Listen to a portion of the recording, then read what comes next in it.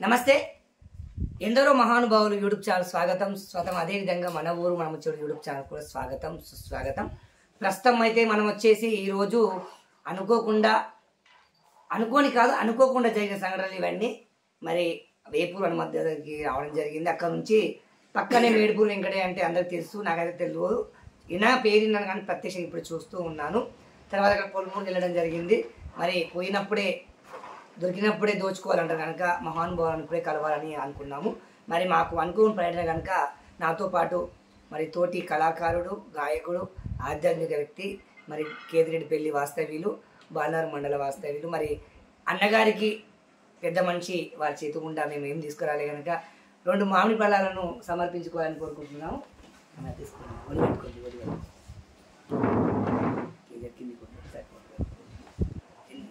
మరి అన్నగారికి మామిడి పండు పెట్టి మేము మాతో మాట్లాడే ప్రయత్నం చేద్దాం. జై శ్రీరామ్. మాకు ఇది అనుకోని ఆలోచన వచ్చింది. అతిథులు మహానుభావుల దగ్గరికి వచ్చినప్పుడు ఏదైనా ఒక పట్టుకురావాలని, కానీ మాకు తెలియదు. అనుకోకుండా మాకు మహానుభావుడు ఇచ్చాడు మా ఇద్దరికి. అది ఎవరి పండు మీద ఎవరి పేరు రాసి పెట్టి ఉంటే వాళ్ళకి వెళ్తారంటే ఇదే కావచ్చు. మరి అన్నతో మనము కాస్త ఆధ్యాత్మిక సంకీర్తన గురించి, అదేవిధంగా రంగస్థల నటులను కూడా ఇప్పుడే తెలుసుకున్నాము.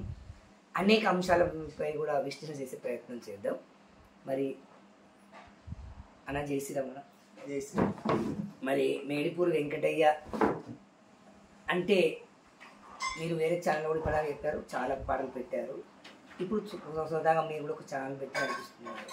ఈరోజు మేము గుర్తుకు రావడం కారణం ప్రధానం ఏంటంటే, నేను రాత్రి వేపూరు కాడ ఎందుకే నీకింత గర్వము ఓ మాయ మనసు అని పాట పాడుతుంటే, ఇది మేడిపూరి వెంకటయ్య స్వరంలోకి వెళ్ళి అయితే బ్రహ్మాండంగా వస్తారు అన్నారు. అయితే నేను అన్నాను రచయిత నాయకుని అడిగాను.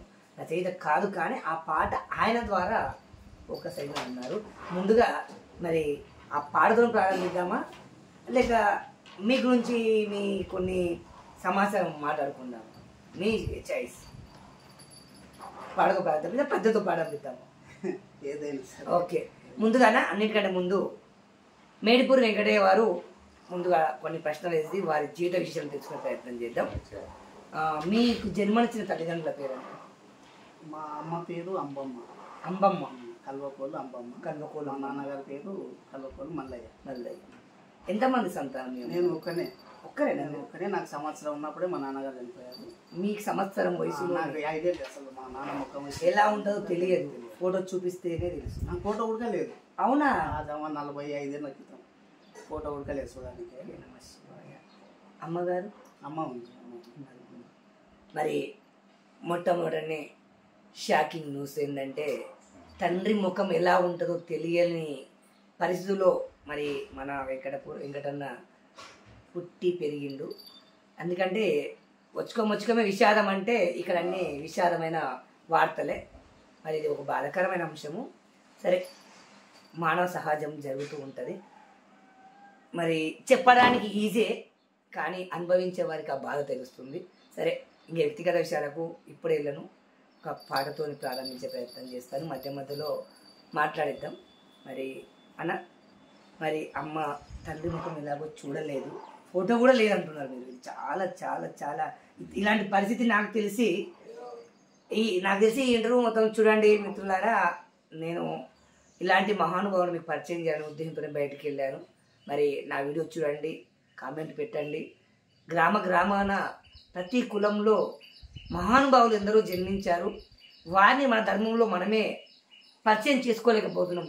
అన్య మతస్థులు తీసుకున్నట్టే ప్రతి ఒక్కరికి యూట్యూబ్ ఛానల్ ఉంది. ప్రతి ఒక్కరికి ఎన్నెన్నో యూట్యూబ్ ఛానల్ పెడతారు. మన దాంట్లో మాట్లాడేవారు లేరు, ప్రశ్నించేవారు లేరు, అడిగేవారు లేరు. మహానుభావులను పరిచయం చేసేవారు తక్కువ. మరి ఈరోజు నాగర్ కర్నూలు జిల్లా తాడూరు మండలం మేడిపురం గ్రామానికి మేడిపుర వెంకటయ్య కల్వకోలు వెంకటయ్య దగ్గరికి రావడం జరిగింది. కల్వకోలు వెంకటయ్యను కలుసుకోవడం జరిగింది మేము ఈరోజు. అన్న ఫస్ట్ షాకింగ్ న్యూస్ ఇచ్చారు. మరి అన్న నాకు తెలిసి మీలాంటి ఆ పదం పలుకుదని మీలాగా ఎవరు ఉండకపోవచ్చు. తండ్రి ముఖము చూడకుండా పెరిగిన వ్యక్తి ఎవరు లేకపోవచ్చు అనుకుంటాను నేనైతే. ఎందుకంటే పుట్టిన తర్వాత ఫోటోనే కనిపిస్తుంది. ఎందుకు మరి ఆయన ఫోటో తీసుకోలేదు అప్పటికి? అప్పుడు వాళ్ళకి ఫోటో గురించి అవగాహన లేదు, లేకున్నది కాబట్టి. అయినా మన మధ్య చిన్న బడుగు బలైన కూడా కాదు మళ్ళీ అది కూడా. మరి అక్క చెల్లెలు కూడా ఇంకెవ్వరు పుట్టంగానే మీరు చిన్న వయసు చనిపోవడం బాధ. ఏం పేరు అన్నారన్నా? నాన్న పేరు, ఆయన పేరు మల్లయ్య. ఈమె పేరు అంబమ్మ. పేరు చిత్రంగా ఉందన్న అంబమ్మ. మా తాత పేరు అంబయ్య. ఓకే. మా అమ్మ కడుపులో ఉండగానే మా తాత చనిపోయినందుకు అంబయ్య అని అయ్య తీసేసి అంబమ్మ అన్ని షాకింగ్ వస్తున్నాయి. ఈ రోజు ఇంటికి వెళ్ళకపోతే అదే. అయితే అన్న సరే, మీ లోపల విషాద గాథ చాలా ఉంది.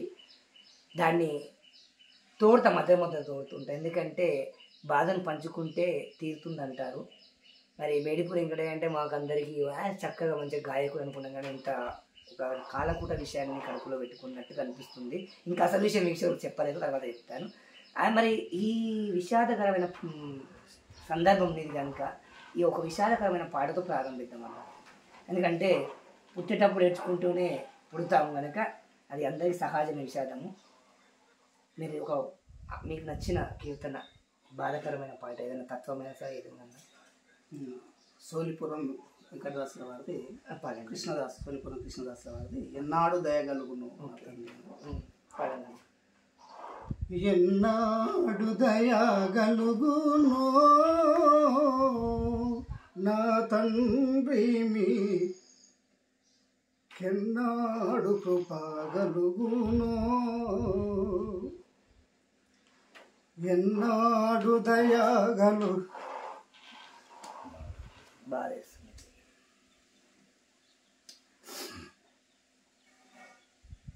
అన్న భావోద్వేగానికి గురైతే, భావోద్వేగం కాదండి, కడపలో ఉన్న బాధ అనుకు కూడా మేము కలిసాము. తప్పకుండా ఆ బాధ మొత్తం కూడా వెలికి తీసే ప్రయత్నమే చేద్దాము.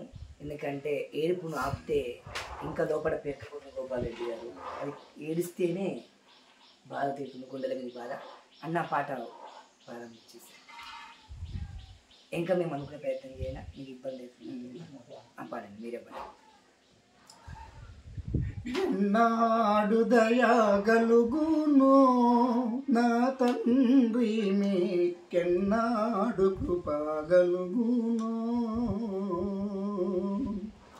ఎన్నాడు ఇక నన్ను కన్నులెత్తి దూచి, ఎన్నాడు ఇక నన్ను కన్నులెత్తి దూచి, మన్నానా చేసి ఓరన్నా చిన్న మీ సన్నిధి చేరుమనగా, ఎన్నాడు దయగలుగునో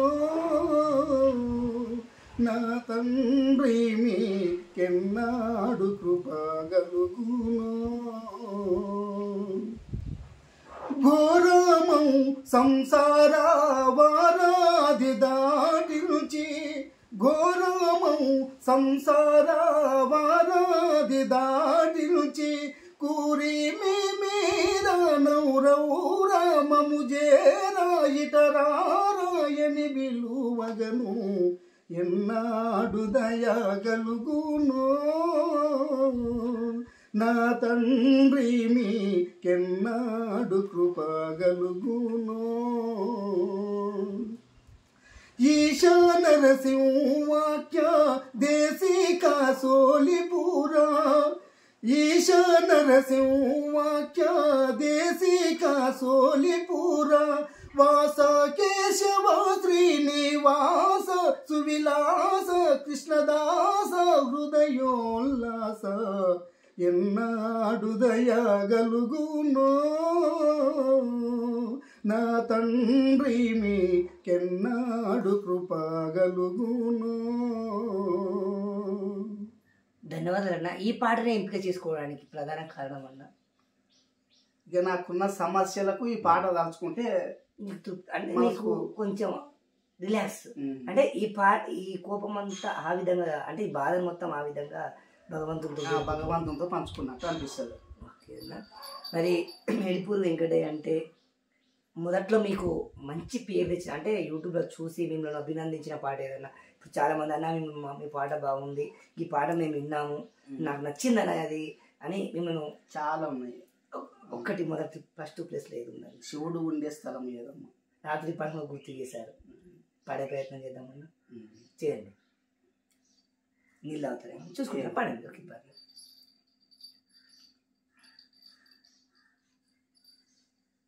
మరి అన్నగారు ఒక విచిత్రమైన పరిస్థితి ఏంటంటే, మేమైతే ఎవరన్నా ముందు పరిచయం ఉంటేనే అలా ఉంటుంది, అంటే కొంచెం పరిచయం ఉంటే మాట్లాడగలుగుతాము. ఏ పరిచయం లేదు, స్వయంగా దక్క ఇంట్లోకి వచ్చేసామండి. కంజీరా కొట్టుకున్నావా? పాడు ఇంకా చాలా మంచిది. ఓకే సంతోషం అని ఆలోపు మన మధ్య చిట్చాటు. నేను కూడా ఇప్పుడు ఛానల్ ప్రారంభించాను. ఆట పంతులు ఎక్కడున్నా, ఈ భజన పంతులు ఎక్కడున్నా వారిని సంప్రదించాలనే సద్భావన ఆలోచనతోటే బయలుదేరాలనుకుంటున్నాను. ఈరోజు అనుకోకుండా వారి అనుగ్రహంతో ఇక్కడికి వెళ్ళి జరుగుతున్నాయి. మర్చిపోయాను, మీ ధర్మపత్ని పేరేంటన్నా? వరలక్ష్మి. వరలక్ష్మి, చాలా చక్కటి పేరు అన్న. ఏ ఊరు అత్తగారు? పోల్కంపల్లి. ఈ శ్రీశైలం పోతుంటే రూట్లో వస్తుంది ఇక్కడే కొండారెడ్డిపల్లి పక్కన పోల్కంపల్లి. అవునా? Okay okay. మరి సంతానం అన్న? ఒక అమ్మాయి, 2 బాబులు. ఓకే సరే, మనం పాటలకి వెళ్ళిపోదాం. మనం మిగతా సంస్థ తర్వాత మాట్లాడుకుందాం.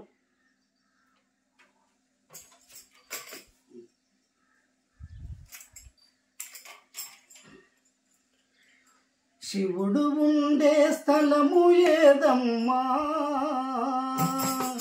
ఓ పార్వతమ్మ, నీకు మొక్కెద గాఢ రూపమ్మా.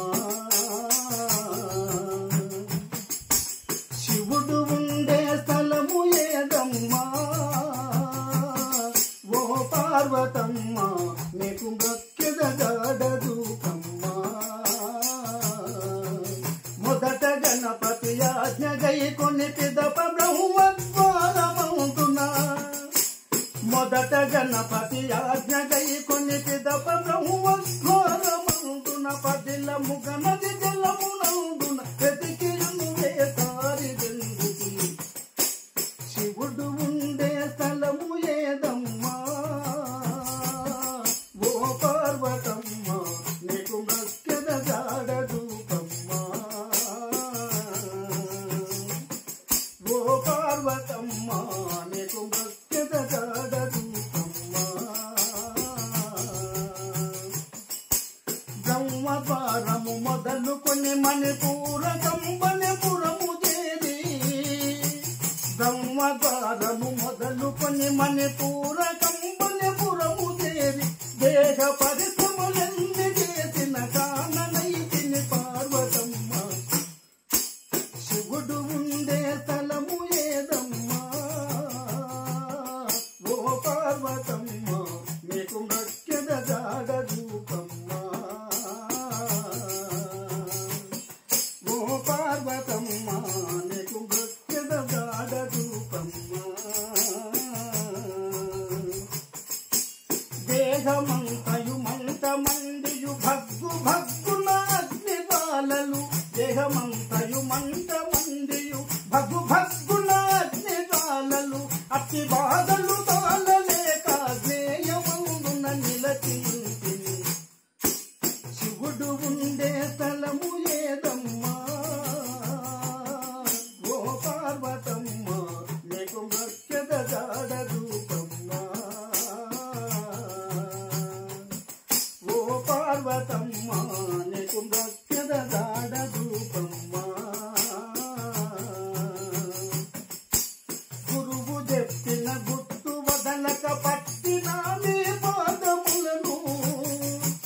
గురువు చెప్పిన గుర్తు వదలక పట్టిన మీ పాదములను. గెంటి వేయక జీవుదాసుని శివుని దేవతకు చేతవమ్మా. శివుడు ఉండే స్థలము ఏదమ్మా ఓ పార్వతమ్మ, నీకు మొక్కెద గాఢ రూపమ్మా.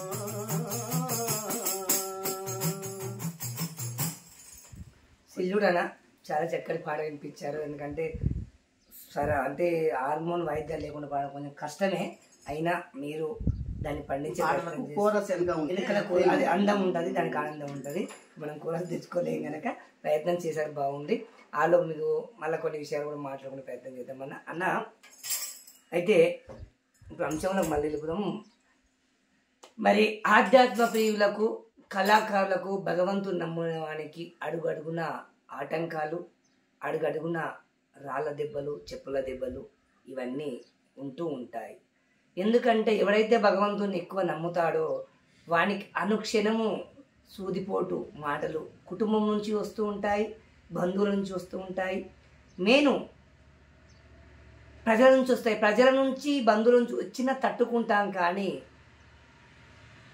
పద్యం ఉందని ఒకసారి పాడతారా? ఇంటిలోన పోరు ఇంటి ఏదో ఉంటుంది కదా, ఏమన్నా పద్యం? చెప్పులోన రాయి. ఒకసారి పాడండి, మీరే పాడండి. చెప్పులోన రాయి చెవిలోన జొర్రీగా కంటిలోని నలుసు కాలి ముళ్ళు ఇంటిలోన పోరు ఇంతంతగాదయా విశ్వదాభిరామ వినురవేమా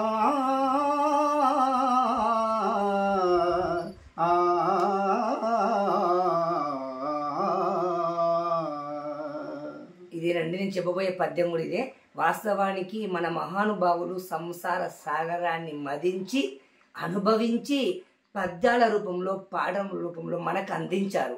కానీ మనం ఏం చేస్తున్నామంటే పద్యాలు పాడెక్కిచ్చేసాము, పాటలు పాడెక్కిచ్చేసాము, సనాతన ధర్మాన్ని సర్వనాశనం చేస్తూ మరి పాశ్చాత్య సంస్కృతికి అలవాటు పడి మరి పాపం మూట కట్టుకుంటున్నాం. ఏమంటే గోపాల్ రెడ్డి గారు మరి అన్న ఆధ్యాత్మిక చిన్న అన్న ఈ బుక్స్ అన్ని చిన్న ఎంత చదువుకున్నారు మీరు? చదివిన 7th వరకు చదువుకున్నాను. మరి ఈ బుక్స్ అన్ని కొనాలని మీకు ఆలోచన ఎలా వచ్చిందన్న? అది ఇక చిన్నప్పటి నుంచే ఇక నేను క్యాసెట్స్ ఎక్కువ తెచ్చేవాడిని. పాటలు కథలు అవన్నీ మన టేప్ రికార్డ్ క్యాసెట్స్ కానీ సీడీ క్యాసెట్ కానీ ఆ జమాన్లో 1 లక్ష రూపాయల సీడీ సెంటర్ తెచ్చిపెట్టిన అన్నట్టు మొత్తం అమ్మేదా? దాని మీద ఇచ్చుకొని ఇంకా అది తెచ్చుకొని అట్లే అమ్మడం కూడా స్టార్ట్ చేసిన. మన భజన క్యాసెట్లు కొన్ని వేల క్యాసెట్లు అమ్మిన మన భజన్స్. ఇక్కడ ఈ ఊళ్ళోనా ఏం షాప్ పెట్టినావు? షాప్ అంటే ఇక్కడ ఊర్లో ఇక్కడ గుండూరు అని ఊరుకొండ జాతరలు ఉండేది కదా, జాతరలో పెట్టి అమ్మేది అన్నట్టు. ఇంటికాడ కూడా అమ్మేది. ఓకే, ఈ బుక్స్ ఇక్కడ ఉన్నావు మరి? ఇంకా ఈ బుక్స్ ఇంకా ఇప్పుడు మహబూబ్నగర్ హైదరాబాద్. చదువుకున్నది ఏడే కదన్నా, ఇంత బుక్స్ కొనాలని ఆలోచన ఎట్లా వచ్చింది? అంటే ఇప్పుడు తరం కూడా మీ వయసు కూడా ఎంత ఉంటుంది అన్న? దాదాపు 40-45 అనుకుంటాం. మరి ఈ కాలం మంచిది, నువ్వు పెద్ద ఈ కాలానికి అయితే కాదు. మరి ఆ బుక్స్ అని చదివారన్న? అన్నీ అంటే మొత్తం పూర్తిగా చదవలేదు, ఇంకా సమయాన్ని బట్టి చదువుతూనే ఉంటున్నాను. మరి ఈ ఆధ్యాత్మిక భావనలు రావడానికి ఎవరో ఒక కారణం ఉంటుంది ప్రతి వ్యక్తికి. కొంతమందికి స్వతహాగా కూడా వస్తూ ఉంటుంది, జన్మతా వస్తుంది, కొంతమందికి వారసత్వం వస్తుంది. మరి ఈ ఆధ్యాత్మిక ప్రపంచంలోకి అడుగు పెట్టడానికి మీకు ప్రేరణ ఎవరన్నా? అయితే నాకు 10 సంవత్సరాలు ఉన్నప్పుడే మా పెద్ద నాయన వాళ్ళ బంధువులందరూ ఏం చేస్తారు, యక్షగానాలు ఆటలు ఆడేవారు. అయితే మా పెద్ద నాయన అందులో ఉండి ఆయన గోవిందమ్మ పాత్ర వేసేది, అందులో భూదేవి పాత్ర కట్టేది. అయితే ఆయన ఇక తత్వాలు చదువుతుండే అన్నట్టు. నన్ను పిలిచి ఈ పుస్తకం ఇచ్చి ఇది చదువురా అనేది. నేనేమో ఇక మన ఆలరూపకంగా చదివేది, చదువుకుంటూ పోయేది. అయితే ఇక వీళ్ళుండి గిట్ల చదవాలని చెప్పిండు మా పెద్ద నాయన. అజ్ఞానికి ఎరుక అజ్ఞానికి మెరుక అనేది ఆ తత్వాలు అప్పుడు ఆయన ద్వారా అవి చదవడం అప్పటికి ఆమె స్టార్ట్ అయిందంట. ఒక 12 ఏళ్ళకి వెళ్ళి భజనలో పోవడము. 12 సంవత్సరాల నుంచి 12 సంవత్సరాల నుంచి వాళ్ళు ఎంబడి పోతుంటాను, గురువులు ఎంబడి వాళ్ళు ఎంబడి పడి పోతుంటే అన్నట్టు. మా అమ్మ కూడా ఎన్నడూ వద్దనలేదు, ఏడిపోయినా కానీ ఇక పోతున్నా అంటే పోమని చెప్పేది. అంతే, ఎన్నడూ ఒకనాడు వద్దు ఆడిపోవద్దని అనలేదు. అట్లే ఇక ఈ గురువుల సహవాసంతో ఇంకా ఈ పుస్తకాలు కొనడం కానీ చదవడం కానీ మీరు బట్టి. ఎంత ఉంటుంది మీకు పొలం? ఎంత ఉంటుంది? 2 ఎకరాలు. చూడండి, వాస్తవానికి మనం ఇందాకనే అనుకున్నాము, కులమేదిరా సిద్ధ కులమేదిరా మనది, కులమంటారా సిద్ధ కులమంటారా, ఆడాదానికి ముట్టి ఆడాదే కులమాని. ఇలా తత్వాలు చాలా ఉన్నాయండి. నేను కొన్ని నేర్చుకుంటాను కనుక అప్పుడు సందర్భం బట్టి వదిలేవాల్సి ఉంది. అన్నది అన్న మీ కుల వృత్తి చాకలి రజక వంశము, అది చాకలి ఐలమ్మ పుట్టిన. అంటే కులం ఏదైనా సరే గుణవంతుడు కావాలి. పద్యాలు చాలా ఉన్నాయి. గుణము ముఖ్యము, గుణహీనుడు. మొన్న ఒక సామెత అయిందన్న, అది ఏంటంటే బాపనుల ఇళ్ళల్లా బస్టోడు పుట్టిందంట, మాదిగోళ్ళ ఇళ్ళల్లా మంచోడు పుట్టిందంట. అంటే కులముతో సంబంధం లేదు ఇక్కడ. మరి మంచివాడు అన్ని కులాల్లో ఉంటాడు, చెడ్డవాడు కూడా అన్ని కులాల్లో ఉంటాడు. మంచి పనులు చేసేవాళ్ళు అన్ని దానిలో ఉంటారు. మనం అందుకే గుణాన్ని బట్టి గొప్పవాడినిగా భావించాలి. మరి కోట్లు ఉండి కూడు పెట్టిన ఒక్కడు ఉంటాడు, కూడు లేకున్నా ఉన్నదానికి వెళ్ళి దాటమని చేసేవాడు మరొక్కడు ఉంటాడు.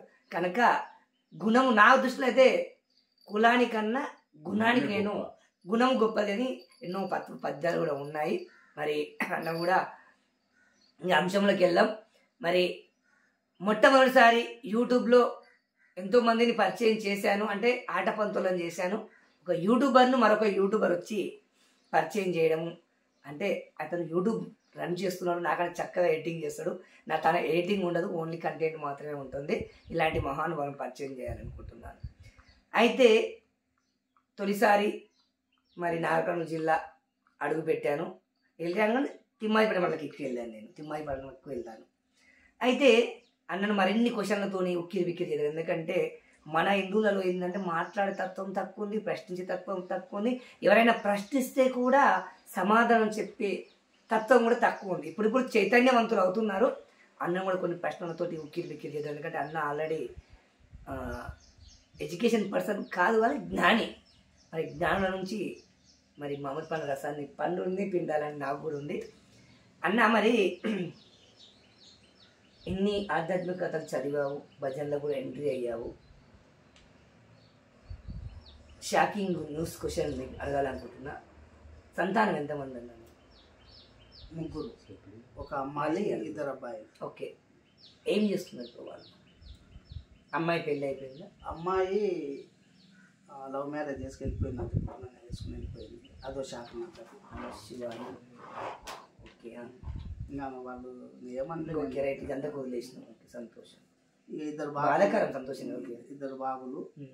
చిన్న బాబు డిగ్రీ ఫెయిల్ అయినా అని చెప్పి పాయిజన్ తీసుకొని చనిపోయింది.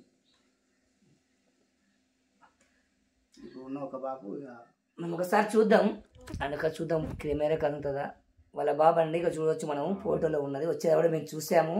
అదే మామూలుగా ఇళ్ళలో పెద్ద పెద్ద ఫోటోలు పెట్టుకుంటారు కదా అనుకున్నాను, కానీ బొట్టు కనిపించింది కానీ అడగలేకపోయాను నేను. తర్వాత మా గోపాల్ రెడ్డి గారు అడగడం జరిగింది. ఇగో ఇతను తబలిస్టు కూడా అని చెప్పావు. తబలిస్టు, డోలకిస్టు, కంజీరా పాటలు పాడడం.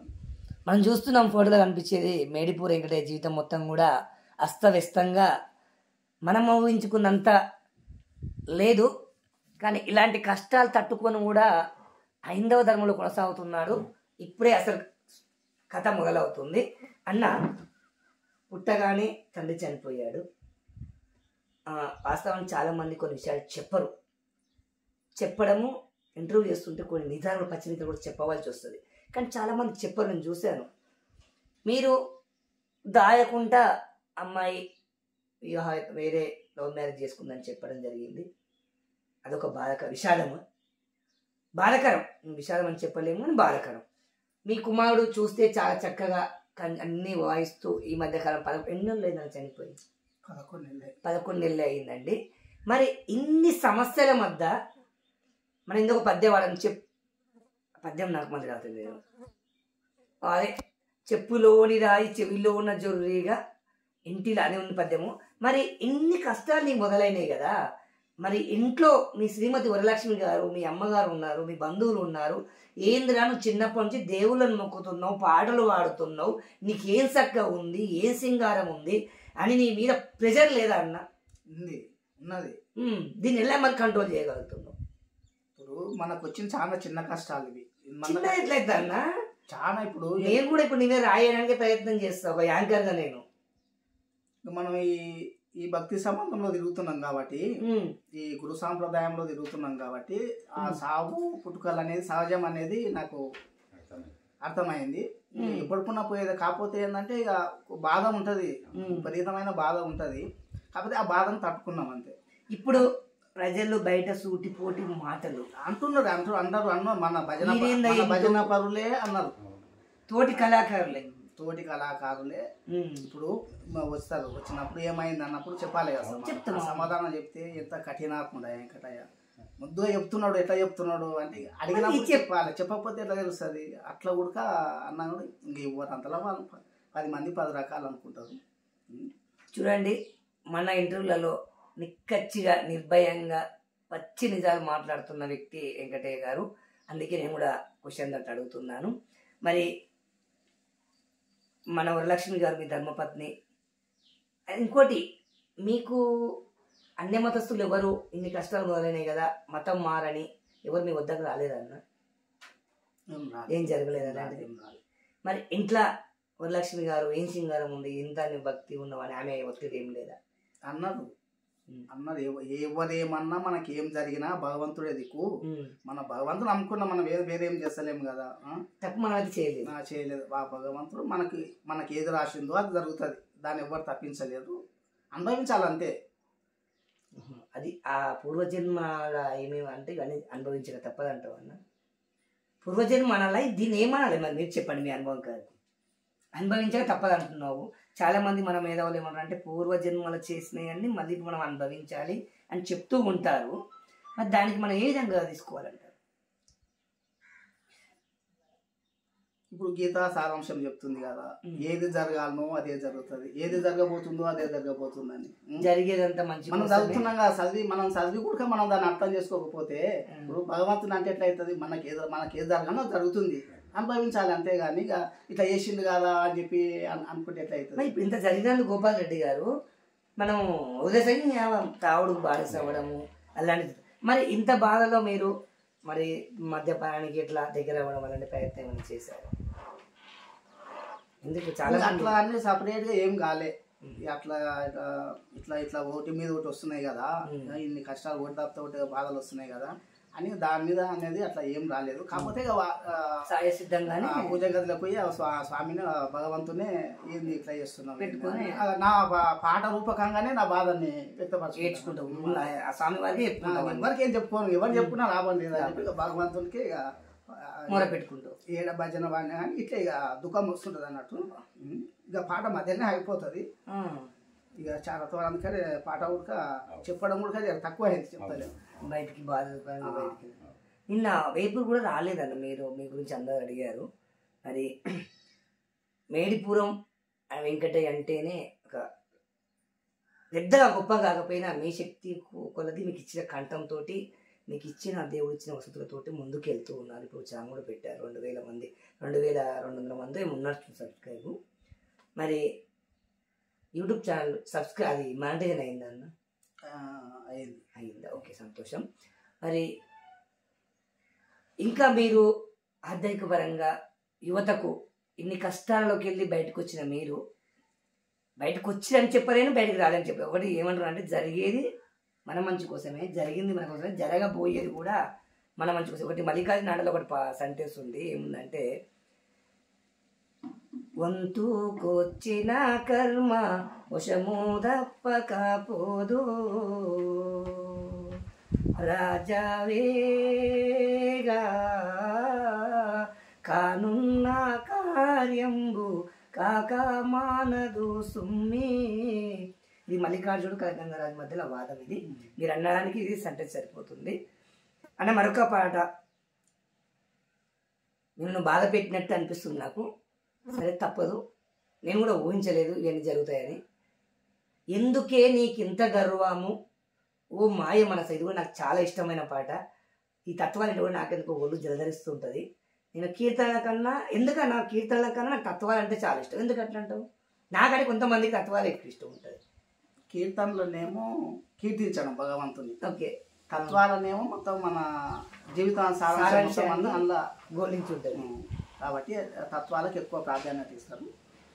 చాలా మంది ఏమంటారంటే తత్వాలు అంటే నాకు ఇష్టం కనుక తత్వం బోధపడితే భగవంతుడు గుర్తుకోసని నాకు అనిపిస్తుంది. నేను అప్పుడప్పుడు అక్కడ రాదు ప్రయత్నం చేస్తుంటే తత్వాలు చెప్పగలబాయి అంటుంటారు. తత్వం అంటే ఒక తత్వం పాడించగలుగుతారా? అదే ఎందుకే నీకు ఇంత గర్వం. మరి మనం చూడండి, అన్నతో వీడియో తీసుకుంటున్నాము. మరి మరొక వీడియోలో మరొక పాటతోటి మీ ముందుకు రాచే ప్రయత్నం చేస్తాను. మరి అన్న చాలా చక్కగా మొట్టమొదటిసారి ఇలాంటి చాలామంది భార్య ఉందనో అమ్మ ఉందనో చాలా విషయాలు చెప్పరు, కానీ అన్న ప్రతి విషయం నిర్భయంగా చెప్తున్నాడు. మన ఇంటర్వ్యూలలో మొట్టమొదటి ఇంటర్వ్యూ నిక్కచ్చిగా నిజాయితీగా మాట్లాడే ఇంటర్వ్యూ అంటే ఇది ఒకటే. అన్న మరొక పాటతోటి మరొక వీడియోలో మళ్ళీ కలుసుకున్నాం. ఎందుకంటే ఇప్పటికే 20 నిమిషాలు అయింది కనుక మరొక వీడియోలో మళ్ళీ అన్న గురించి మాట్లాడుకునే ప్రయత్నం చేద్దాం. జై శ్రీరామ్, జై హింద్, జై భారత్ మాత.